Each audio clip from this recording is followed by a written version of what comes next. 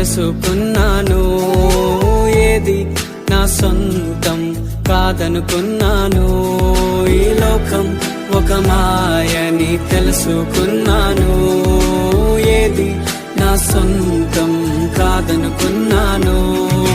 తప్పిపోయిన కుమారుని నేనైతే నా కొరకై నిరీక్షించే తండ్రి నా యేసు. తప్పిపోయిన కుమారు